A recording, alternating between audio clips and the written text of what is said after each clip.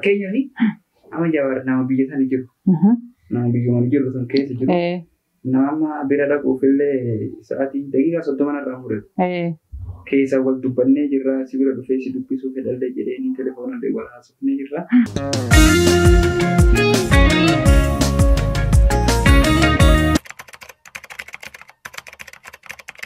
Tole Abbaa Abdii akkuma beekamu yeroo darbee interview wayii gooteeti kan turte. Interview sana irratti waraana bilisummaa Oromoo naqabanii maallaqallee harkaa fuudhanii kan jettu sun immoo namoota baay'eellee komiis irratti kaaseeti yookiin namoonni baay'een sitti geddaniillee jiru. Mee wanti kun interviewun kun taatee dhugaadha moo qoosaa ho'iidha waan sana irratti namoota baay'ee ifa waan hin taaneef ifa nu godhi. Waboon na saamte jechuun akkuma qoosaatti dubbadhu malee waboon maal na saamte miti nuti waboo yeroo itti qabsoofnee turre. Takkaffaa seenaa waan irraanfanne sammuu biyya keessatti. Anaan umriin tiyya 11 akkasiisanitti baadiyyaa keessatti lafa gartee matooriin deemuu hin dandeenye, makiinaan deemuu hin dandeenye. Nyaata harree faanee waboo nyaata geessu turre. Yeroo meeqa na waboo akka malee jaalladha. Nama ammallee walitti dhiyeenya hedduu waliin qabnu ijoollummaa kiyyarraa hedduu jaalladha. Malee wanni waboon miidhaan irraan geessa kaleen hin jiru. Sun akkuma wannaatiif jedhe. Waan sun interviewun sun sobadhaa jechuudha.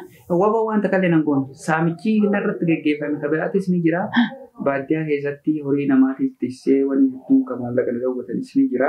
Haa ta'uutii garuu waboon wanni isiin miidhaan irraan geettee na saamtee wannaan abbootiin jiru. Waboo jechuun yoo ati jarama kamuu feete jalqaba gaaffii si dhiyeessanii akkasitti wannaasi wanni. Anammooti halkan sadi kee bulee beeku waboo. Ka umrii kiyya xiqqaa jechuudha. Halkan sadii waliin bulee warra. Hogguu sanitti jireenyi isaaniitu fakkeenyaaf ati argaa firaashii irra raftaa akkuma feete booltee zallaxxee deemtaa mana oowwaa kee galtaa bishaan oowwaa dhiqattaa bakka raaha gootee firraa sumateettee waboo nyaanyaan jettee odeessite. Akkaataan isaan itti jireenyi isaanii osoo beekte wallaahi daqiiqa tokkoof waa'ee isaanii dubbachuu hin dandeenye. Haalli jireenya isaanii halkan kan arma bulan yoo idan as bulan idan bakka eda bulan san borgaraman bulan deebi'an itti bulan bootaa qayyaratan. Yoo idan arma bulan bor as bulan iftaan as bulan bakka guyyaa isaan nyaata dhabanii agabu bulanii jiru. Guyyaa isaan dheebotanii bishaan dhabanii jiru. Guyyaa halkan osoo isaanii yoo namni fakkeenyaaf nama 30 ta'anii guruppii takkaan nama 30 ta'an namni 25 yoo rafee namni 5 tattaa'aa bula. Bootaa qabatanii jechuudha. Waardii akkasitti eegaa bula. Ammallee idanallee achii godaananii bakka biraa bula. Halkan kamuu isaan bakka waardiyaa qabatanii akkasitti namni guruppiidhaan wal eegaa bulan. Malee akkuma kan keegaan mana keessan cufattee hooqaa dhuftee firaashii irra lafaan dhooftee raftaa isaan bira hin jirtu. Tole gaayee daawwattoota keenya. Aduun akkasitti itti baate, roobni akkasitti itti roobu, garaan isaanii qullaa, kopheen qayyaratan, uffatan qayyaratan, osoo kophee isaan keeyyatan ka caammaa sun miila isaanii nyaattee dhiigi keessaa yaa'u akkasuma waliin meeshaa waraanaa baatanii deeman. Jireenya waboo keessa jirtu osoo keessa jiraattee jara jireenya isaanii san agartee wallahi nama tokko ka afaan Oromoo dubbatu ka waa'ee waboo waan akkanaa taate waboon qabsoon ba'e waboon nu fixi jirti nama waan akkasii dubbatu jira osoo arge mormarraa murata. Tole Abbaa Abdii egaa erga waan isaanii sana amma kana beekteeti interview sanii gaafsanii interview goote sanii akkamiin dubbachuu dandeettere? Interview gaafa afgaaffii online gubbaarratti siif godhame sanii akkamiin dubbachuu dandeette? Qoosaadhaa fi dhimmoota kana dubbatte? Qoosaatiin jedheenis turaasan akkuma qoosaatiif jedhe malee wanni hammeenyaan isaaniif qabdu akka leen jedhe. Ayyee egaa daawwattoota keenya turtii Abbaa Abdii waliin gochaa jirra akkuma itti fufnetti jirra. Gaaffii isinillee akka gaafannuuf nu gaafattan gaafachuutti jirra. Egaa dhimmoota inni kanaan dura interview godhe irratti dhimmoota waa'ee waraana bilisummaa Oromoo wajjin wal ilaallatu irratti wanti suni soba dhugaarraa fagaatedha jechuudhaan deebii isaa dhageessaniitti jirtu. Asirratti illee fakkeenyaaf namoonni dhimmoota sana keessaa jiran yookiin immoo gama sanaanii ilaalcha gaarii waraana bilisummaa Oromoof qaban tarii sitti gaddaniitti ta'uu danda'a. Kana irratti waan jettu yoo jiraate. Guyyaa sana akkuma qoosaatiif jedhee dhiifama uummata Oromoo saba qulqulluu, saba jaalalaa, saba kabajaa oguu takka tokko osoo dubbattuu waan takka qoosaaf gootee waan sun booda miidhaa sirraan gahu booda si dhagahamuu akkasni jirti. Sun guyyaa sana akkuma tasaa akkuma qoosaatiif jedhee wanni dhugaa kan jiru an jibba takkallee waboodhaaf hin qabu nama ammoo waboo tokko. Dunia tanarra waan hin jibbu maal ta'e nama jireenya kan kee hin beeknetti jireenya ofii dhiisee jireenya kan kee keessa miilaan deema. Sun jechuun warroota firaashirra algaarra akkuma fedhan boonanii zannaqanii jireenya raahaa jiraatanitti nama siif jecha gabrummaa jalaa si baasuuf jecha lammii tantee ta dhumtu san dhumaatiin tun duuti tun akka irraa dhaabbattuuf jecha siif jecha qabsaahee bosona keessa bineensa waliin oolee bulu san ati mana teettee hogguu arrabsitu sitti hin dhagahamu. Namoonni tokko tokko asumarraa waboon akkan waboon gadi galtu waboon nufitu jira. Never jedhamuu qabu. Nama Oromoo tokko taate Oromoo irraa dhalatte haati taate Oromoo taate abbaan kee Oromoo ta'e garuu waa'ee waboo dubbatte waa'ee waboo hammeenya isaanii dubbatte taadhaan ati Oromoo miti bakka. Antaan isaanii itti amanu. Hammeenya waboo dubbatte taana ati Oromummaan kan kee dhugaa dhugatti hin jiru.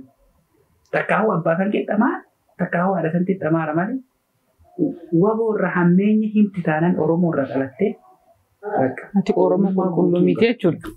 Egaa tolee galatoomii aga hammaatti ibsa bareedaadha kanatti nuuf laachuu jirtu. Egaa kanaan dura abbaan abdii dhiira magaala malee dhiira diimtuutti keessumaa kan hidhiinsa diimaatti hin heeruminaa jetteeti ibsa laatteeti kanatti turte interviyuu abdishee waliin geggeessite irratti maali isaa maquma ofii keef magaala taateef immoo akkamitti dhiira diimaa kanarratti. Wanti gurraacha ta'ee fi lammaffaa ammallee dhiirti diimtuun ammallee hidhiinsi diimtuun yoo jaatin sadde meekaappii dibattee si bira deemtu. Nama achii gad dhufu si jaatin adda addan beeku jechuudha. Hidhiin teetis diimtu ta'isaanis diimtu. Sanuufuu waan akka footoo koppii walirraa gootanii fakkaatan sun hin gaarii miti. Yookaan gurraacha cilee ta'uu qaba yookaan magaala ta'uu qaba. Yoo magaala taate jaartiin adda adii ta'uu qaba. Yoo ammoo gurraacha cilee taate jaartiin adda bifa biraa qabaachuu qabdi. Malee isa lamaayyuu wal fakkaatanii connected not bluetooth sartii. Warqalaan jeekas jedha. Maala galatama. Egaa abbaa abdii utuu gara tiktaakaa hin dhufin ati dalagaa qabda turte dalagaa akka hojjetaa turtellee dubbatteeti kanatti jirtu. Amma garuu yeroo ammaa kanatti abbaan abdii dalagaa hin qabu hojiin isaa yookiin dalagaan isaa tiktaakiidha siin jedhaniiti jiru. Mee wanti kun dhugaadha? Ati maddi galiin kee. Deema fakkeessa jedhee sirgo. Nama miidiyaan amantaa kam qabaate miidiyaa irraa jira jettee miidiyaa qofa irratti of kennu. Waan qabdu daldalaan itti godhu, waan qabdu dukkaana takkaan banachuu, dalagaa takkaan eegaluudha malee miidiyaa fayyadamu jettee maallaqa miidiyaa irraa argattu of bira teetta harka marattee teetta. Never. So amma hojii hojjechuu jirta? Hojii biizinasa kan mataa kiyyaa qofa qaba malee waan asirraa miidiyaa nama bohaarsuuf akka namni dabbaramneef namoonni dur wajjin waggaa dheeraa asirra waliin turre akka sammuun isaanii hin qabneef. Takka paanti hogguu akkana daaraa dibadhee gangaladhu kana sammuu tiyya keessa maal katabee dhufte. Fakkeenyaaf ati haadha qabda. Anammoo haadha hin qabu. Biyya Arabaa jira waggaa 7 waggaa 8 wajjin jiraanya mana tokko keessa. Ummaan tiyya ergituuti amata agarsiisa. Ati ammoo tinuu haadha tantee qabdaa abbaa tantee qabdaa akka feetetti halkan kana sa'aatii 4 sa'aatii 5 waliin dubbachuu dandeessaa. Ana hogguu ati akkasiin dubbattee akkasitti faamilii kan kee dubbiftu an nama dubbatuun takka illee hin qabu mammaradhee ciisuu na dhagahamuu qofa. Sammuu tiyya keessatti obboleeyyan tiyya tan Oromoodha tan biyya biraa jira fakkeenya biyya Arabaa fi biyyoota garagaraa jiran ka haadha abbaa hin qabne jira ka obboleeyyan hin qabne jira kan nama haay jedhanii dubbisan hin qabne jira. Namoonni kun halkan kana akkami sammuun isaanii gisee takka raahaa dhagahaa. Akkami yeroo tokko naaf koflanii, akkami yeroo tokko gammachuu sammuu isaanii keessa dhuftee sababa kiyyaan hogguu takka haa koflanii jedheeti akkasiin laayifii ufumaan maraacha malee amala gadummaa qabaadhee takkaafuu nama hamaa tahee takkaafuu nama diinii hin qabne taheetiin. Kaayoo kiyya guddaan Oromoo keessa namummaa shan qofti halkan kana kan cinqamee jiru kadabbaramee ofirraa jiru fataa anaa koflu. taphatu haa kofluudha. Tole dhiifama abbaa abdii waan ani si hin gaafatiin darbee abbaan abdii eessatti dhalate isaa naaf hin himne barsi gaafadhe garuu naaf hin himin dabarte obbolaa qabda maatiin kee abbaa faatii kee ni jiru mee sanirraa waa xiqqoo naa jedhe. Haadhaaf abbaa ni qabu. Ayyee. Jarri lachuu ka'ee maal ilaama? Nama umrii 50 iyyuu hin geenye ilaama. Dargaggeessummaa kiyyaa jedhee sii mul'ata. Ayyee. Akkanitti dhaladhee Nageellee Booranaatti dhaladhee. Nageellee Booranaa. Achuma guddadhee garuu faamiliin kiyyaa yeroo jalqabaatii fi abbaan kiyyaa Arsiidha. Gara Madda Gurraa dhufanii Nageelleetti erga guddataniin boodatti achumatti anis dhaladhee obboleeyyanis ni qaba obboleeyyan hedduudha. Akka lamaffaati garuu. Maatii kee nama lammaffaa jaalladha. Ayyee galatoomi. Abbaa abdii ati yeroo baay'ee afaanota hedduu dubbachuudhaan kanatti beekamtu. Indazii kasira kasarra. Afaan hedduudha. Arabinyaa, Somaaliyaa, Ingiliffa. TikTok gaafa seentu afaan ati nama geemii sitti ergatu waliin afaan ati dubbatin hin jiru. Hunduma isaa hundi isaa haasoftaa dhugumatti abbaan abdii afaan meeqa danda'a? Ana afaan Oromoo qofa beekee jechuu danda'a. Afaan sirri beeku afaan Kiswahilii afaan Oromooti. Afaan kana lamaan sirri danda'a.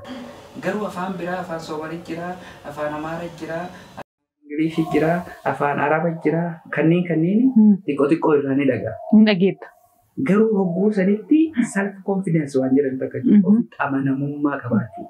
Yoo ofitti amanamummaa qabaatte yoo sodaata akkallee hin qabne yoo ati ani nama kana laalu jirus nama jettee ofitti amanamummaadhaan dhufte afaan dubbachuu jirtu sani yoo caccabsitellee bakka iddoon kee irra keeyya. Yoo an caccabse waan aan jedhani yoo afaan biyyaa dubbadhe afaan beekni kana dubbadhe waan aan jedhani mina gabba. Kawaasiin jedhu sun nama ati ka dubbachuu jirtullee nama. Minta mataale. Minta mataale. Afaan abbaa feetee asii caccabsanii irraan keeyyatu. Ayyee tole egaa afaan hedduu yeroo dubbattu san egaa abbaan afaan jaha tokko ni mokkora. Ni dubbatta. Garuu keessumatti immoo yeroo baay'ee gaafa ati geema gubbaa seentee afaanota kana hundumaa waliin maktee dubbattu abbaan abdii afaan Amaariffaa ni danda'a. Garuu sobeetii kan inni jechoota dubbachuullee nama saalfachiisu yeroo baay'ee akka gaariitti yerootti waamtee uummata kofalchiistu jira. Sana irratti immoo namoonni hin beeka sobeetii waamaa yeroo siin jedhantu jira. Ati dhugumatti afaan Amaariffaan beektu. Dhugaa dubbadhu ofirra. Hijjibi maal namaa ba'a? Dhuguma dubbadhu? Afaan Amaaraan kama komentii jalan naa barreessan isaa suuta baradhe bare sunuu karraba koo. Malee wanti takka wannan irraa beeku jiru. Wanta arrabaa mudatee namaa galaa bara kanaaf. Kama warri komentii jala barreessu sana agartee sanuma sammuu keessa seef godhadhe sanuma ittiin boohara malee wannan beeku jiru. Naannoo keenyatti afaan Amaaraa as dubbatu sin dhiisan. Afaan warra nufi akka nurraa muree harma nurraa muree ati na bira dubbatta sin jedhanii kaballaa takkaan qireessi kaa. Dubbatan naannoo keenyatti afaan Amaaraa. Tole ijoollee magaalaa taate ni dubbatta ni baratta akka beeku. Garuu naannoo baadiyyaa keessatti maanguddoo yaada afaan Amaaraa dubbatti sin dhiiftu gara keenyatti. Tole afaan Amaaraa ni jalaabati. Ayyee mee walumaa galatti gama tiiktaakitti gaafan si deebisu yeroo dhiyeenyaasitti hordoftoota gara 600 geesseetti kan itti turte. Kunillee si jalaa gubateetu si deebisuudhaaf illee yaaliin godhamaa akka ture quba qabna. Mee taateen sun ta'uu irratti maaltu sitti dhaga'ame? Miira akkamii sitti dhaga'ame? Miira akkamii sitti dhaga'ame jettu akkaffaa ana achi guddadhe ol fagaadhe amdoon keerran keeyyo. Followersi miliyoona takka qabaatte miliyoona 2 qabaatte maal si fayyada? Wanni makiina baata gara geessitu qabdu. Ifirra muuduma nama akka qabachuuf warra miliyoona gasii qabatanii bobboonan kun kijib takkaa'uu irraa fayyadamu yoo irraa fayyade nama miliyoona gasii qabu kan irraa fayyadamne jiru. Biyyuma poostu godha homa wanni inni faayidaa irraa argatu hin jiru. Yoo fayyada followersi 2,000 qabaate garuu followersi miidiyaa kan keessanirraa faayidaa xiqqaa haga ta'e tokko argatu. Bakka nagayaan waliin jiraadhu malee followersi miliyoona 2 qabaattee fi faayidaa takka illee irraan arganne muudiin nama qabachuun bu'aa takka illee hin qabu. Gaafa immoo tiiktookiin biyya guddaan san gubatee duraanuu kan biraa qaba waan ta'eef homaa natti hin dhagahamne liqeef wal kukurubbadde. Ayyee yeroo sanatti si qofallee miti ijoollee Oromoo keessumatti gara nama 5-6 kan tiiktaakiin irraa gubatee ture. Nullee sanarratti dubbataatillee kan turre maaliif egaa wal ijaarsaanidha yeroo sanatti tiiktaakiin ijoollee Oromoo kan inni gubataa ture. So kanarratti ati maal jettaa gama keetiin akka abbaa abdii akka nama tiiktaakiin isaa jalaa gubateetti gara fuulduraatti taateen akkasii akka hin uumamnee fi maaltu godhamuu qaba jettee yaadda? Taateen akkasii akka hin uumamne guyyaa sanatti baala gizee muuziqaa baala gizee sun akka malee caffaruu ture. Akkasii. Sanirraa jalatti illee miira kee galtee riippoortii nu gootee akkasitti nu qaqqachiiftee. Anammoo osoo biyya gubatee ka jaraa hafee rakkoo qabu. Ijoollee teenya akka makkii fa'aa akka raachuu fa'aa kanaan dhagahame irra caala kiyya gubatee ka isaanillee gubachuu. Kiyya yoo gubatee ka biraa qabaa ka biraatiin dhufuu danda'a. No problem. Isaanii kan biraa gubatsanitti irra dhagahaa kiyya caala. Saniifuu miidiyaan wanni miidiyaa kun waan hagas mareetti of kennanii muudii ittiin qabatanii ittiin boonanii ittiin of guddisanii. Arga dhufaa borbada. Wanni tiiktaakii jedhanii amma laayifii seenanii armaa iyyan kun yoo fedhe 2025 nama laayifii seenuu hin jiru haa ta'uu danda'a. Wanni kun waan zamana jechuudha. Akkuma fakkeenyaaf koronaan dhufee addunyaa girgireessee maaskii funnaanii nama kaa'ee amma namni maaskii hojjetoo jira akkasuma bada jechuudha. Waan har'a dhufee borbadaatiif jettee nama of jibbisiisuu waan taane hojjechuu namarra of guddisuu never. Waan akkasii. Tole egaa taateen kun immoo akka inni yeroo itti aanutti akka hin uumamneef illee Oromoon amma yuunitii tokkummaa qabaatee illee jabaasaa jabeeffachuun dirqamadha. Dhimma kanarratti jechuudha. Maaliif sooshaal miidiyaan hin barbaachisa. Dargaggoo Oromoos hin barbaachisa.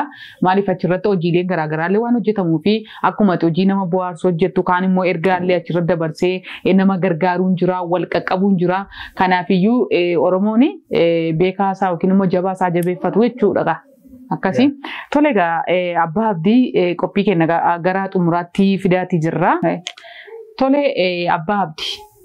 Ati akkan odeeffannoo qabutti kanaan dura gama amantaa kee irratti cimaa akka turte odeeffadhee jira. Amma abbaan abdii gama sana irratti maal fakkaata? Cimaa immoo laafaadha. Ani haala jireenya biyya keessatti akka achirra jiru san lafatti hin jiru. Amantaa biyyaas ni jabeessa. Waan jireenya laayifii biyyaas ni jabeessa. Hogguu miidiyaarra dhufu akka nama amala hin qabne waan takka jira. Faaraa fakkaatanii gaarii ta'anii jiraachuu jira. Nama gaarii fakkaattee garuu faara taatee jiraachuu jira. Anam achirra faara nama gadhee nama bu'aa hin qabne fakkaattee osoo beekuu achirra dhufa. Garuu amantaa kiyyaas ni jabeessa. Oromummaa kiyyaas ni jabeessa. Achirratti akkasiin maraachuu biyyaaf jedhee namoonni garuu ofirraa na fageessuu, na jibbuu, na tuffachuu, maqaan taaniin na waamuu. Sun sammuu isaa keessatti gadhummaa waama malee beekamtii takka homaa wanni isa fayyadu qallee hin jirtu. Karaa gabaabatti amantii kiyyaas ni jabeessa. Jireenyi kiyya lafaatii fi jireenyi kiyya miidiyaa wal addaas hin jedha karaa gabaabatti. Tole abbaa abdii galatoomii. Egaa qophii keenya gara xumuraatti fiduutti jirra hordoftoota Orni Miidiyaa. Torbanoota kana keessaa abbaan abdii ni fuudhe moo sobaa dubbiin jettu kaateeti kan jirtu. Wayi piraankii nu gochuu jira wanti kun dhugaa mitis kan jedhu jira. Akkam isaa ni fuute moo piraankii nu godhuu jirta?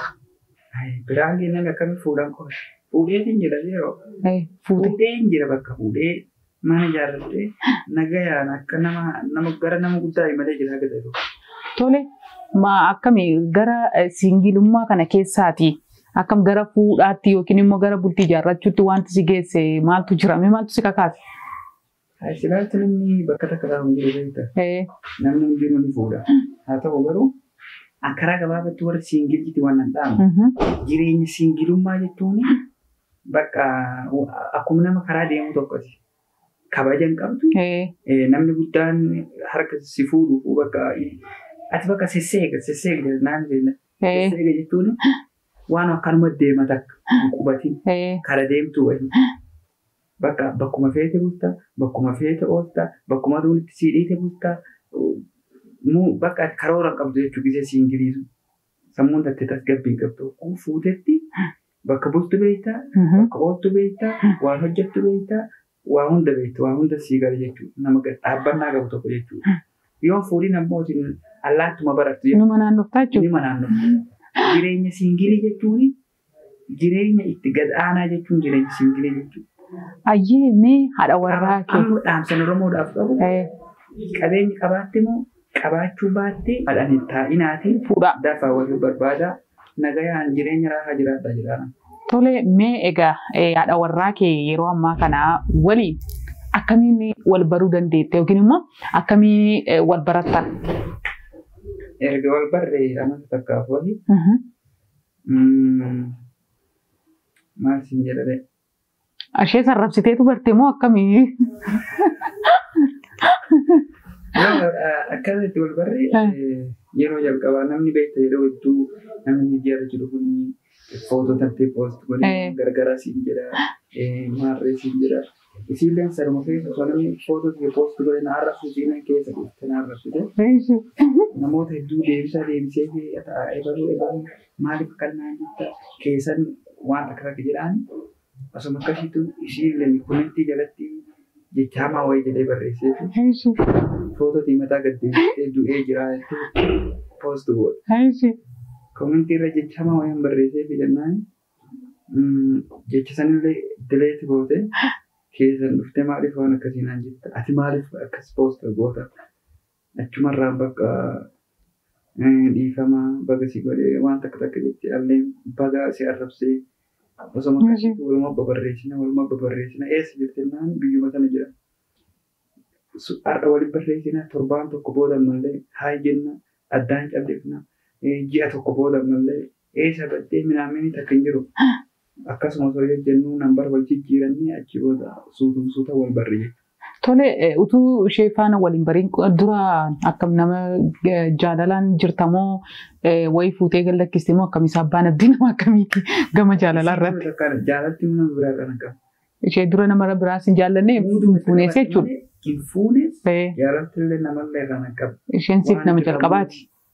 Waan ifirraa muudii nama qabatanii si jaalatta jedhanii halkan qaaxiraa wal bulchuun takkas hima jirti. Sana osoo jirtu onnee irra nama hin jaaladhe siitu inumaa hin jiru. Ishee qofaadha jechaadha. Egaa tole abbaa abdii kanaan dura afgaaffii abdishee wajjin goote irratti illee fakkeenyaa fi keessumaa nama miidiyaarra jiru wal fuudhuu yookiin immoo miidiyaarratti wal barattee wal fuudhuun sirrii miti sunuu jaalala miti jetteeti jirta. So amma immoo ati warraa kee kanallee wal harrabsitanii karaa miidiyaadhaan walitti dhuftaniiti kan isin waliin bultii ijaarrattanii akkamiin isheen nama miidiyaa taanaan akkamiin fuudhuu dandeettere?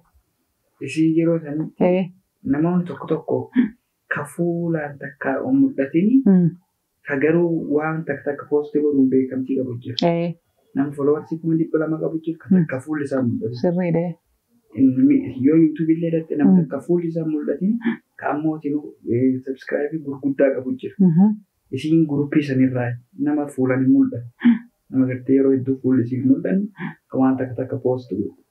Osoo akkasiitu footoo ta'e poost goote akkasii wal barre malee nama miidiyaa cinaa takkaan fayyadamu jennaan nama akkasii. Nama fuula isaatiin dhufe jechuun nama miidiyaa jennaan. Nama fuulan dhufi kaamootiin waan takka poost godhuun sagalee adda addaa waraabee footoo takka fa'irra kaamuun poost godhuun nama miidiyaa cinaa jiru jennaan.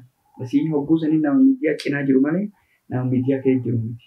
Tole abbaa abdii ati erga ishee wal baranne waggaa tokko lakkoofsinnee irra jirtatu gara bultiittiin seeniini san keessatti garuu erguma ishee waliin baratte illee gama laayivii gubbaa gaafa seentuu akka barbaadde dubbattaa akka barbaadde dubartoota kana gootaa yaa garuu asirratti fakkeenyaaf isheen sitti hin hinaaftu yookiin immoo ati amala kee kana dhiisii akka miirri hinaaffaan ishee bira hin jiru gaafati dubartoota kana akkas gootu gama laayivii gubbaa irratti tiktaakii irratti miira akkamiitu bira jira ishee? Haa jiraatu garuu namni tokko beektaa. Hogguu wanta hin taane takka ati gootu maaliif akka ati gootu beekuu qabda. Amala kan keetirraa gadhummaaf akkana ta'uu jirtamoo beekaa gootaa fi osoo hin beeknee gootaa addasii baruu jira. Akkan beekaa godhu namni hedduun ni beeka. Akkan namoota gariitti akka waan wallaalummaaf godhu itti fakkaata. Takkaawuu amalli kiyyoo akkasitti fakkaata. Amma si waan jireenyi kee kalafaa kan normaalii beektuu fi waan achirra godhu sun akkan beekaa godhu akkan sammuu biyya keessa waan hin jirre ni beeksisanii goomatti naqa. Tole asirratti egaa ati nikaa fuudhee tan jira nikaa godhadhee fuudhee tan jira jetteeti jirta garuu komiin bakkee kanarra jiru abbaan abdii fuudheeti cidha nu dhowwate siin jedhaniitillee si komachaati jiru ani irra si komate keessaa nama tokkodha mee kanarratti ganaa cidha qopheessitee nu waamtamoo akkami cidhi kanumaan xumurame. Guyyaa sana jira fuudhan mul'achuuf iyyuu hin qophoofne akka tasaa guyyaan sun guyyuma nikaa qofa ture. Akka tasaa ta'e mul'adha jennaan aruusa fakkaate bare aruusa miti. Aruusa ganaa fuulduraaf namoota miidiyaarra jirus ta'ee namoota lafa wal beeknus ta'ee namoota waamne bakka takka godhachuuf deema. Malee sun aruusaa miti. Akkuma nikaa qubeellaa jennanii afaan Oromoo. Tole asirratti gaaffii takkatti si dabaluu barbaada. Egaa erga fuutee bultii horattee booda gama tiiktaakitti hin deebitannee masii abdanna. Maaliif deebitee illee akkatti nuuf bohaarsitu abdii qabna. Garuu gaafa gama san dhuftu akkuma kee durii wantoota kana weetermeeloon dhadhaa maal jettu kan akkuma kee duriitti itti fuftamoo akkami wanta jijjiirtee konteentii jijjiirtee gara keenya dhuftu qabda. Haala ta'e tokko ni jijjiira. Ammoo jijjiiruu hin danda'u. Namni dhufee si koomentii si godha yoo jijjiiruuf jettee akkam gootee jijjiirta. Dhiqishoo hirrumaa fi suutaan dhiisaa deema.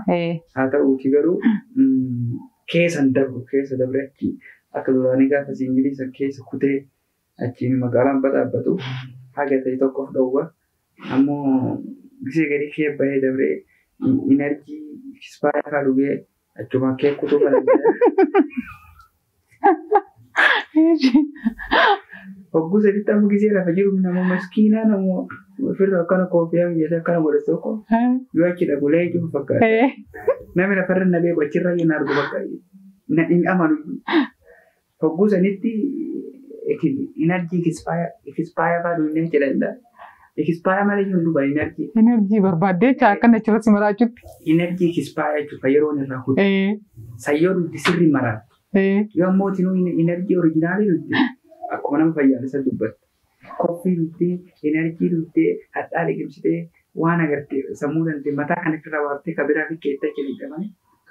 Matuma kan kee noormaalii kanaa yoo achi dhaqxi jechi dubbattuuf waan dubbattu adda baafachaa deemte yoo ammoo mataa kan irra waartee kabiraa fi keette waliin laayitee. Waan dubbattu hin beektu jechaadha. Waliin laayitee. Tole tiiktaaka gubbaa irratti yeroo baay'ee yeroo itti caffartu yookiin yeroo itti daansituudha. Daansii hunduma isaa dandeessaa ka Arabiffaas ka Amaariffaas ka Oromiffaas akkami daansii irratti. Daansii irratti nama achirratti sirbisuun tiktookii akkanuma loofaa waltaa guyyaa mara. Wanni dhumtu beektaa akkanuma loofa. Warri daansullee keeddu. Oromsaan irraa qophii godhee daansa malee waan daansii nama daansaraa nama muuziqaa tokko miti. Miskiinuma rabbii irraa akkanuma deddeemu tokko. Tole abbaa abdii erga gama tiiktaak irratti feemisi taate yookiin erga beekamte booda carraa akkamiisiif kennee namoota gurguddaa waliin wal baratte qabda erga gama sana irratti beekamte argatte. Namoota hedduun karaa keessatti wal barree jirra garuu miitii irratti wannaan jiru. Fakkeenyaaf amma Jawaar nama biyya sana jiru. Nama biyyuma jiru sun keessa jiru. Nama bira dhaquuf illee sa'aatii daqiiqaa 30 irraa fudhatu. Keessa wal dubbannee jirra si bira dhufee si dubbisuu fedhallee jedheenii telefoonallee wal haasofnee jirra. Garuu aniin amala akkanaa qabu kun hogguu isa dhaqee isa biratti footoo waliin ka'ee takkaafuu viidiyoo waliin waraabe. Jira jedhee birallee dhaqee yeroo tokkoo fi bakka namoonni hedduun jiranitti wal agarree turre garuu isa waliin viidiyoo fi poostii waan takkaallee hin goone. Garuu inni na hayyamee jira akkan isa waliin haasawee.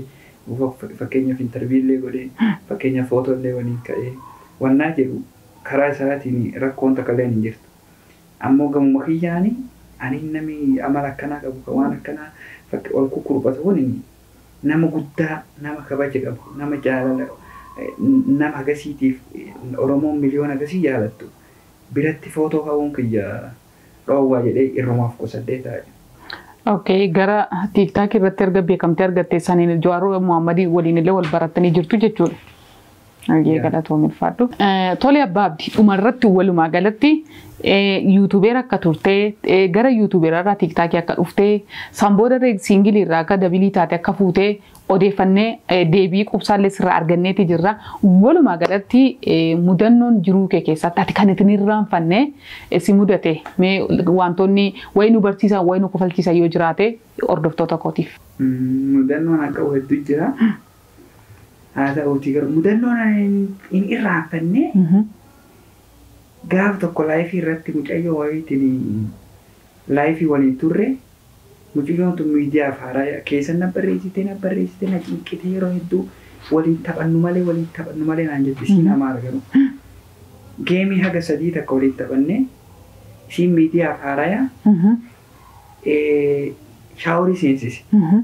Shaaworii seentee jennaani nafa dhiqattee irraa baanaan sila uffata sirra jiidhesanii ifirraa qayyartee goggogaa keeyyattaa miti isiin achuma irratti ifirraa baafte. Osoo namni na bira jiru laalu osoo namni si bira jiru laalu jiru nama 3,000 irratti uffata birraa baafte irraanfattee waan laayif irra hin jirre of seetee shaaworii keessa osoo jirtu uffata irra jiidhesan ifirraa baaftee uffata goggogaa keeyyachuuf mokkora.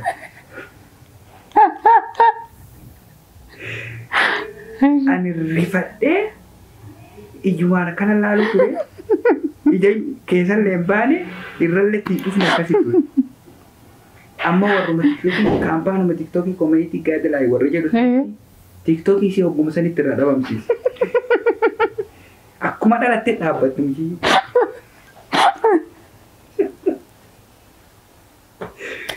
Guyyaa sana akka malee ajaa'iba natti. Mudannoon laayifii irraa san qofaa miti. Tokkos osoo irra caalatti hogguu fakkeenyaaf miidiyaa irratti nama kaan naqxee kaan fiddee kaan naqxee kaan fiddu ani irra caalatti lammii Itoophiyaa hedduu wannaan jedhu. Uummata saba biraa faranjii kan waan kana fiffiduuf mokkora. Hogguu sanitti irra caalatti warra dhiiran ta'e warra dhalaallee hin ta'in kan dhiirallee hin ta'in kana dhufu.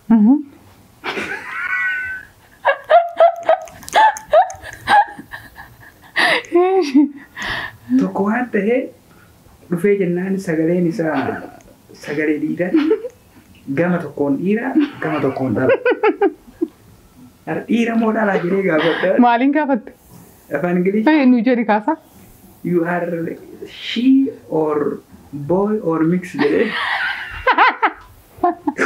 So, I am a woman naan jedhan dhaltuu naan jedhe. I am a woman. Dhaabbadhu jedhee. Yoo ol dhaabbatu harmi bahee harma dhaabbata. Sagaleen ka dhiiraati. Mataan isaa dur moluu ture wiigii keeyyatee jira. Ahudduun hin baaneef garuu dhihoo dubrate.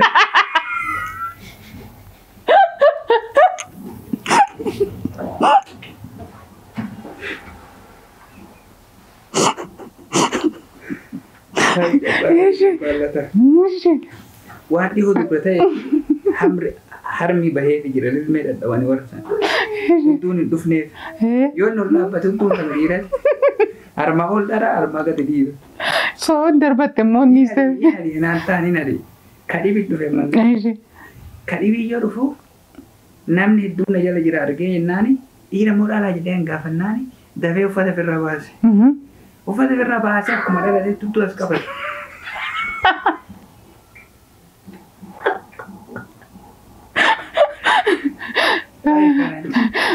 So dhiira dubaraa jechuudhaan. Dhiira dubra taate dhiira dubra ta'e. Uummata sanii na aarti duniyaa kanarraa maal jibbitee jedhe. Dhiiruma dubra taatu sana. Dhiira durba taatu dubartiin dhiira taatu. Dubartiin dhiira garamitti taatu dhiira ta'uu hin dandeettu dubartiin. Dhiira dubra taatu.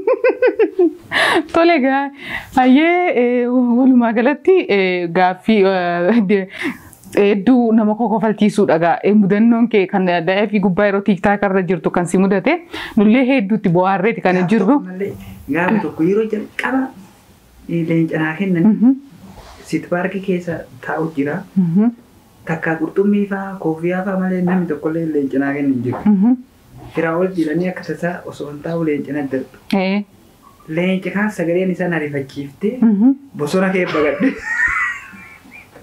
Yeroo jalqabaatiif gaafa tiktok irra leencanaa kennan. Bosona keessa kaattee jira sagalee isaa dhageette. Leencis bosona keessa natti as baase. sagalee isaa sanii sagalee leencata danqaraa see malee TikTok simuu keessan akka fakkaatu. Achumaan cufadhayyuu simuu. Eegisanii bakka telefoona keessattii fi kalafaallee sagaleen isaa tokkota jettu arge. Achi adda baafattee jechuudha. Egaan daawwattoota Hawurni Miidiyaa qophii abbaa abdii waliin goonee ammaatti akkatti bohaartan abdii guddaan qaba. Egaa qophii nuti waliin mana isaatti geggeessinee itti bohaartanii itti gammaddanii akkasumallee gaaffilee isin barbaaddan yookiin immoo yaadota isin feetan irraa gaafannee adda isinii baasneeti jirra. Sagantaa kan qopheessuun egaa kan isin waliin ture ana Ayyaantu Taayyeedha. Ogeessi kaameraa kiyyaa Abdullahi Guyyoona waliin ture. Yeroo biraa qophiilee sona haartii birootiin hanga walitti deebinutti turtii gaarii nu qabaadha.